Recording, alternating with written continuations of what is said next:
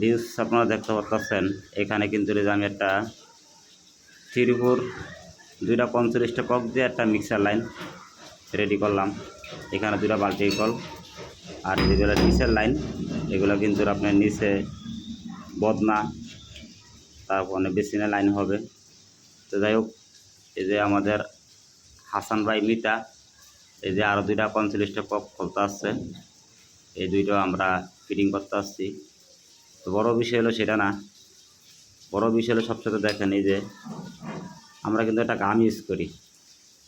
এই গামটা হলো 3-4। অনেকে অনেক গাম ইউজ করেন, আমি ইউজ করছি দেখছি, কিন্তু এই গামটার মতন কিন্তু আর গাম হয় না। এই গামটা কিন্তু অনেক ভালো, একটু দাম বেশি হলো, গামটা কিন্তু অনেক টিকসই। তো আশা করি সবাই গামটা ইউজ করবেন। আর আমরা কিন্তু এই যে বর্তমানে হাতেমের 45টা ককগুলো ইউজ করতে আসছি। এই 45টা ককগুলো আমাদের এই জন্যই ভালো লাগে।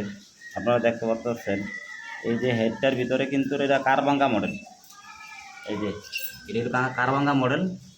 কিন্তু আমরা অনেক আইটেমেরই কিন্তু 45টা কক লাগাইছি। ওগুলো কিন্তু কারবাঙ্গা না, ওগুলো সারি কোনো ইচ্ছা, আর এগুলো হলো কারবাঙ্গা মডেলের। এই 45টা ককটা খুবই ভালো। তো আশা করি সবাই আমার কথাটা বুঝতে পারছেন। সবাই আমার ইউটিউব চ্যানেলটা সাবস্ক্রাইব করে দেবেন। সবাই ভালো থাকেন। আসসালামু আলাইকুম।